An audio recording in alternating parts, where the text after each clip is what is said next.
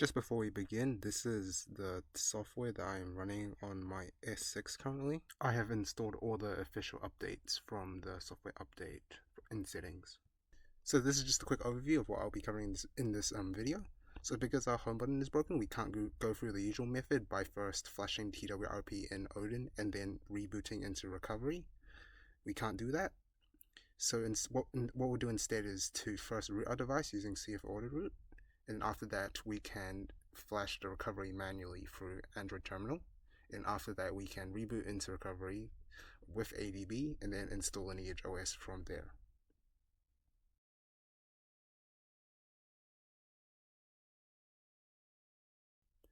So first things first, on your computer is to install the Samsung drivers, which we will need for your computer to communicate with the S6 properly. So just go down to the link in the description for the Samsung drivers and download them. If you're on a Mac, then unfortunately I can't help you here, as you will need a Windows computer. Then once you have the zip file, you can then extract it, and then you can navigate to the setup.exe file.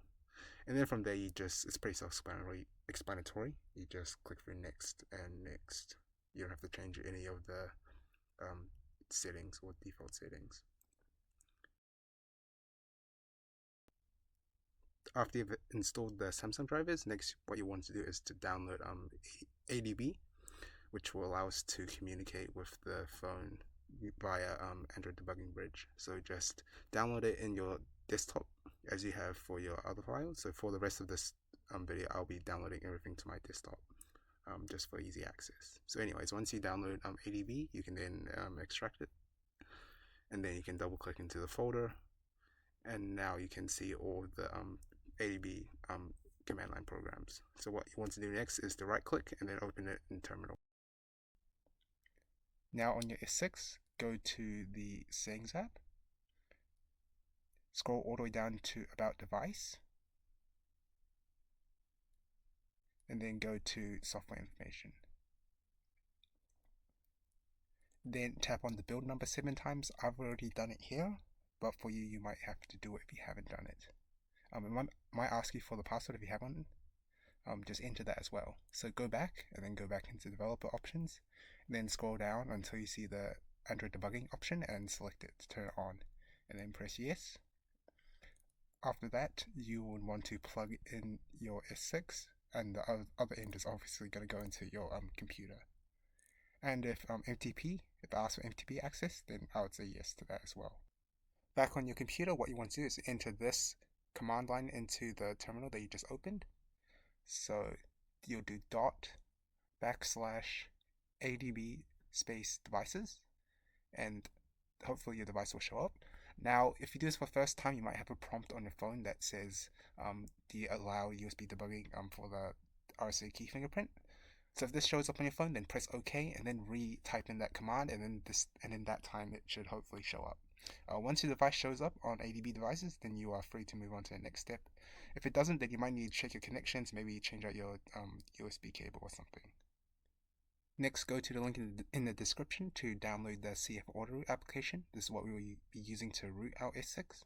So I'll be using the Android file host link anyways. So just press the download button and then save it to your desktop, just like all the other files, and then extract it. So right click and then extract all. And then after that, you'll want to double click on the odin.exe file, which will open up the application. Then back onto your Android ADB terminal window, you want to open that up again, and then type in /ADB space reboot space download, and this will put our S6 into download mode. So once you have typed that into the terminal, you'll want to press enter, and then you should wait for a while, and then hopefully this will show up on your S6.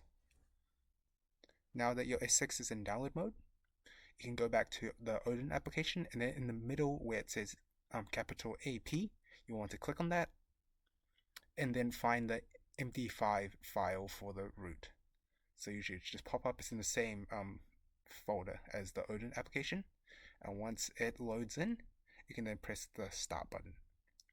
Now, once you press start, you might need, if you look back into your S6 or do a couple of things, you might see the rooting application as well. A bunch of text will scroll by, but just let it do its thing pretty much. And after it does its thing, so it might reboot a couple times, and then after it's done, you should reboot back into Android. And then if you go back to your apps screen, you'll see a new app called Super SU. Tap on it and then accept or press the start button, and now your S6 is rooted.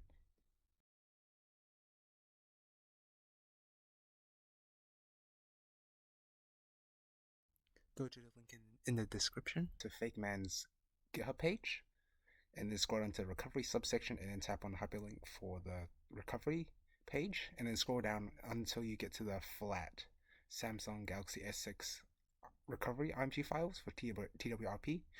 You want to download the .img file, not the .tar file. Then go down to the next link in the description and download the Android terminal .apk. So download that as well. And once you have those two files downloaded, you want to go to your file manager, and we will need to do a couple of things to them. So first, navigate to your downloads folder, and then you want to rename the .img file from that long string of characters with all the version numbers and everything, and instead just rename it to TWRP, all lowercase.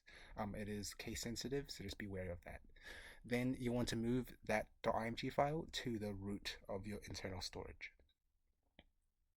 And then, so just to confirm, you want to go back and just confirm that it's there. Next, you want to go back to your downloads folder again, and then install the Android terminal application. Now, if you haven't enabled the unknown sources option in settings, then you'll need to do that now. So you should get a prompt telling you to go to settings. So just enable it, and then you can go back to the Android terminal APK in File Manager, and then tap on it again, and this time it should allow you to install it. Once you have enabled that option and you are able to install it, then tap on install and wait for it to install. And after that, you want to open it up. Now, just a quick warning: if any of the commands that I'm about to say don't work, then what you want to do is just to close Terminal Emulator and then open it back up again, and that should solve your issue. So the first command that you want to type in is su, all lowercase. This will grant us access, or give the Terminal Emulator super user access. So once you type it in and press OK, then you want to press allow on this prompt. Next, what you want to do is to type in this very long string. It is long, but this is what you have to do to flash the TWRP onto the recovery partition, and then wait for a few moments. And then after that, once it seems to be all good, it's a success or whatever, then you can close Terminal Emulator. Back to your computer for the final time. What you want to do now is to enter this command. So that'll be /adb space reboot space recovery, and this will reboot your S6 back into TWRP. So assuming everything is still connected up, it should do this automatically from Android. When you get to the screen that's asking you to swipe to allow system partitions or modifications, then you swipe to allow it.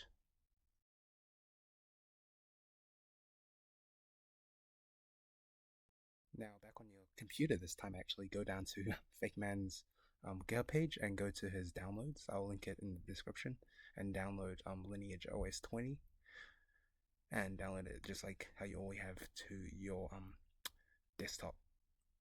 Now, if you want Google apps as well on S6, you'll need to go back and download them separately. So just go down to add-ons and then mine the GApps legacy. And now for LineageOS 20, that is based on Android 13, and download the ARM64 version and download it to your desktop as well. Now, obviously, I'm hoping that your S6 is still hooked up to computers to make this easier, but what you want to do is to copy and paste the LineageOS file first onto your internal storage of the S6, and then do the same thing for the Google apps if you want to install them. Now, obviously, you'll need enough free space on your internal storage. If you're having problems transferring files, then you can try to unplug it and plug it back in, and then, or you can try to disable and enable mount MTP on TWRP itself.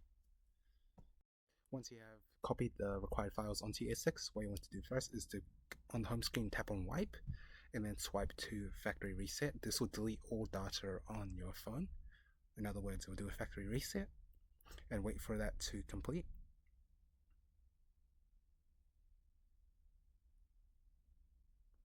Then go back, and then tap on Install. Now scroll down until you get to the LineageOS file. We want to install that first, so tap on it, and then swipe to install the zip file. This will take a while. Once it's done, you'll want to go back. If the screen goes dim or goes off anyway, then you can just tap it. But anyways, next do the same thing for the GApps file. So you go to install and then tap on GApps. And once that is installed, you can then reboot the system. And if all is well, then you should be able to boot into LineageOS and see the welcome screen, which you can then set up the device.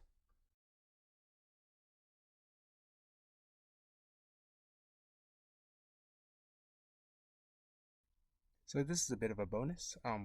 So obviously, because your home button is broken, you might want to enable the navigation keys during setup. So on the LineageOS features page, you will need to scroll down and enable the on-screen navigation. And this will obviously be useful for using your phone when the home button is broken.